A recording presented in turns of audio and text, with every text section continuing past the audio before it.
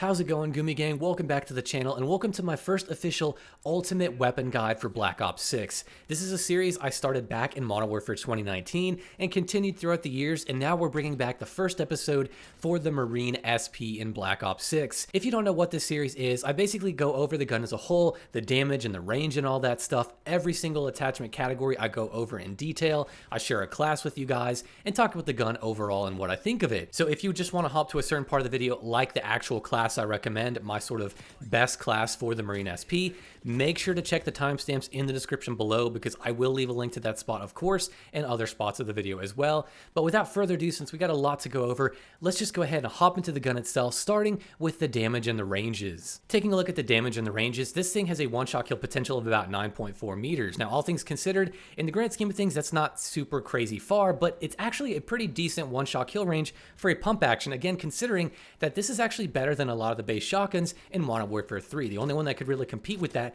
is the Reclaimer 18 before its nerf. But this thing actually has a damn good one-shot kill range of about 9.4 meters, give or take a few tenths of a meter. Now, it's important to note how the damage works. You basically have the same system you've had in COD for years, where you basically have damage per pellet, but there's a cap of damage at 4 pellets. So if you hit 5, 6, or 7, or 8 pellets, it doesn't matter. It's still going to cap you as if you hit just 4. So that's important to note, but it's also an interesting system we've had for COD in most recent years. Now, from 0 to 3.2 meters, it deals 60 damage per pellet. So essentially, you just need to hit 2 pellets to get the one-shot kill since you only have 100 health. So it makes it pretty easy in that range. But granted, it's a small range. That's like melee distance, so just important to note here. And then it drops down to at 9.4 meters. Basically, you need to hit 4 pellets at least to get the one-shot kill since it's at 25 damage per pellet. Now, if we talk about the time to kill, basically it's going to be 0 if you hit that one shot. Now, if you do take 2, it's going to be really slow with the base gun at about 952 milliseconds because the rate of fire is 63 rounds per minute, which is basically close to a whole second, right?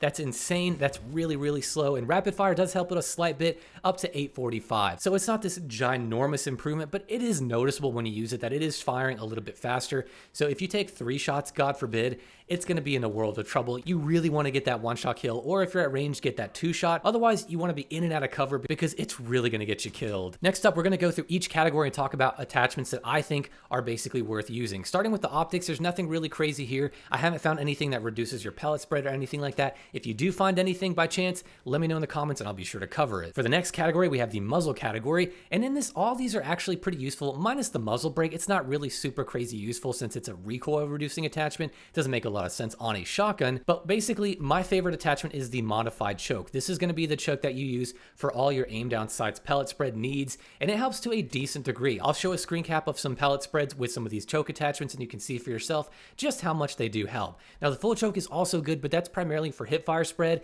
and it doesn't help at this crazy degree where you can get like basically your hip fire reticle is like on top of each other. It just doesn't work that way in this game. But in my opinion, the best of these attachments is by far the modified choke for aim down sights pellet spread. Next up, for the barrel category, the two that I think you need to look out for are the long barrel and the combat barrel. The best overall is going to go to the long barrel because all it does is give you a few more shells, but it also helps your damage range the most compared to the other barrels. And this one basically takes your one-shot kill range out to about the 10.5 meter mark. So this is a great one-shot kill range to have in this game. And the other barrel that helps with range is the reinforced barrel, which only helps it out to about 9.8 meters. Not as good. Even though you get an extra shell with that barrel, it's not really worth it. Just go with the long barrel if you want the best one-shot kill range. I promise you it's the best barrel in the game so far. The other barrel I want to talk about is the combat barrel. And the reason why I say this one, despite it only having a max size of 4, is the fact that basically it helps with your sprint to fire speed when no other barrel does. So in my opinion, this is a barrel that it is okay. It's not like amazing, but out of all of them here, this is another decent one to check out if you want to be more hyper aggressive. And I do like how you can reload 2 shells at a time with this one, so it is nice to see. But honestly, this one does need a buff. It's just out of all of them, the long barrel is the best. This one's a small runner-up, but also I guess I could see the reinforced barrel being something you might want to use. But I would say long barrel is easily the best barrel to use out of all of these. For the underbarrel attachments, there's not really much to choose from here that's actually useful. I will say the Ranger barrel is probably the best option because out of all of these, this one actually helps with your sprint move speed, which is really handy. Unfortunately, it's bugged, so you can't actually equip it, and it just defaults to the precision grip when you equip it. Now, I checked these grips, and they're like hipfire spread. It doesn't seem to actually affect any of the spreads. In Modern Warfare 3, you had a lot of underbarrels that would actually affect your hipfire spread and tack stance and all that. None of these seem to affect it in any way that's noticeable. So really, these are all kind of useless except maybe the Ranger grip, since a lot of these are just for recoil control, which you don't need on a shotgun like this. Now, for the stock category, there's a few to choose from, and I can see an argument being made for some of these. For instance, in my opinion, the best one overall is going to be the combat stock, and the reason why is because this gun has a slow sprint to fire speed. It's above 200 milliseconds, and with the combat stock, you get the best boost to it by about 11%, and it also helps your slide to fire speed, which if you're an aggressive player and you actually utilize the movement in this game, that's incredibly helpful because otherwise it's super slow. Now, the balance stock is also okay. It helps your sprint to fire by about 7%, but also gives you more movement speed and your crouch movement speed, which is, I guess, kind of cool. So that is another stock you could utilize, but I'd say the combat stock is the best overall. Now, the light stock is also useful because it helps the most when it comes to your movement speed, and with a shotgun, more movement speed is always good. But unfortunately, if you look at your other stats like sprint to fire and aim down sights and slide to fire, they are horrendous with just this stock, so I typically don't run this. It's okay if you want to be pre-aiming and just run to places really fast and then pre-aim, but I personally like to slide. I personally like to jump around and have a quick sprint to fire, so the combat stock is good for that. Now, the quick draw stock is another good one for slugs if you want to aim down sights quite a bit. This is a great one for that because it does help it by 27%, but again, it doesn't help anything else, so your sprint to fire is going to be super slow. That's why I always come back to the combat stock, and this, in my opinion, is the gold standard of the stocks for this shotgun. Now, the laser category is probably the most interesting of the bunch because they all do such unique things. Now, the steady aim laser, nothing to write home about, just helps with your hip fire spread. That's nice, but there's other cooler ones to use. The fast motion laser basically helps with your spread when diving, jumping, and sliding. Not worth it at all. The difference it makes is so subtle that it's not even worth it. And at the distances you're going to be shooting after sliding and jumping and all that kind of stuff, it just doesn't make it worth it at all. I would say completely avoid the fast motion laser. It doesn't really make a noticeable difference. Now, of course, we have the tactical laser, which in my opinion is the gold standard. This is the best laser in my opinion because it activates tack stance. And if you don't know what tack stance is, basically it's sort of a medium between hip firing and aim down sights where you have better mobility. So your aim down sights movement speed when you use this laser is better because you're going to be moving faster than if you were just aiming down sights. But also this gives you a clear sight picture where your gun isn't up in your face and you can see clearly where your pellets are going to go with the hip fire reticle. This is by far, in my opinion, the way to go, especially if you got used to tack stance. Nothing beats this laser. I promise you, it's such a good solid laser. The only downside to it is the fact that it's a visible laser and it's green and bright, and no matter what, it won't turn off, so you have to be mindful of that. The other lasers are also good though. The Strelok laser is really interesting because as soon as you aim down sights with this laser, your spread condenses almost immediately. So if you're a guy who likes to kind of, for lack of a better term, quick scope with a shotgun, this actually helps that by quite a bit. And it is noticeable, but you got to be on point with your shot to make it really work. I'd say this is a good attachment that's a runner-up to the tack laser. And then we have the target laser. Now with this one, you have a better aim down sights pellet spread, which is really interesting to see, and then better aiming idle sway and walking steadiness.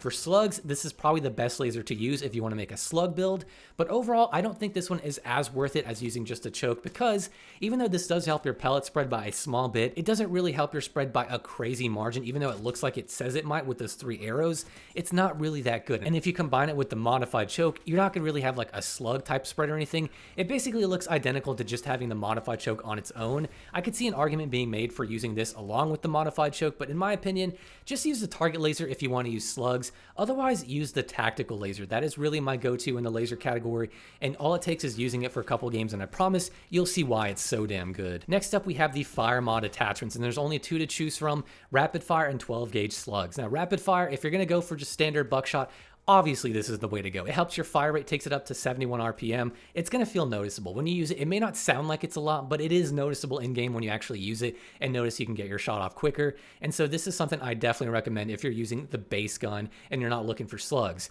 Now, slugs, of course, they're their own beast, they're their own monster, and I love them in this game. And here is the damage profile for that. I'll have a video covering slugs and my build for them in a separate video. I want to cover that on its own, but slugs are no joke, and they can one-shot out to about 9.7 meters on its own and still one-shot headshot out to about 14 meters. Slugs are super fun from head to toe, super consistent if you're in that range, so I definitely recommend giving them a shot, but like I said, I will cover those in a separate video. So we covered all the attachments. Now I want to share my ultimate class. This is my tried and true tack stance Marine SP class that I've had great success with, and I swear it's such a good class setup to run for this thing. We're rocking the modified choke for a nice spread. We are rocking a tactical laser because I think that's just the best way to go. Such a good way to run this gun. The long barrel for better range, a better one-shot kill range and no downsides. The combat stock for better slide and sprint to fire speed, better than any other attachment. And rapid fire, of course, because we need to have a better rate of fire with how slow this thing shoots. I'm telling you, this is one of the best ways to run it. If you want to rock a full aim down sights build, which I don't know why you would, but if you want to, you can swap out that tactical laser for something like the target laser or the Strelok laser. If you're more of a hip fire guy, swap out that laser for the steady aim laser and use the full choke instead of the modified choke. It doesn't have a crazy tight spread, but if you're that type of person, especially on a map like Stakeout, where you just walk around corners, I can see a case being made for that. But this is such a good setup, and I promise you guys, it is a great one that you have to try. Now for my overall thoughts on this shotgun, I think overall it's in a fairly decent spot. It's not great, it's not bad,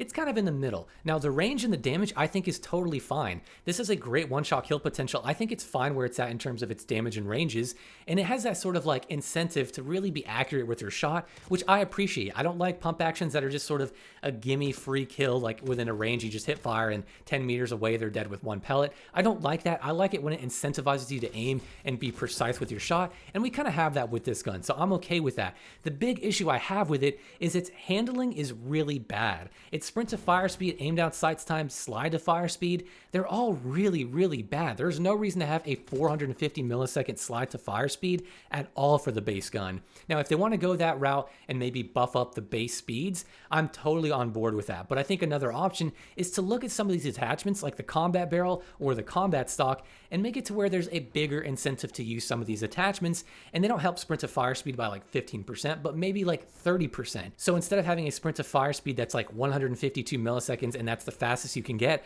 we're closer to like 100 or 90 milliseconds. I would much rather see that because that incentivizes you to move, be a little bit more aggressive, because if it's too slow, you just have people kind of sitting around in corners and they just wait for you to walk by and then they just shoot you and you're dead. It's not really fun to play against that or play that way, even though it's totally a valid play style and I'll defend it.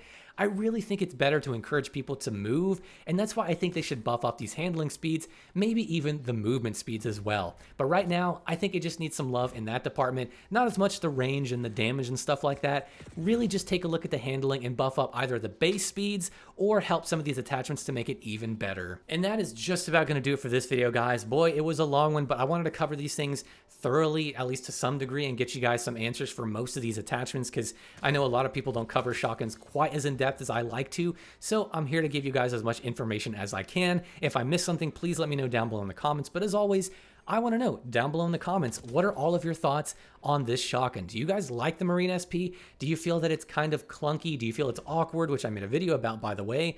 Or do you feel like it's totally fine and maybe even overpowered in your eyes? And with all that being said, guys, I will see you in the next video.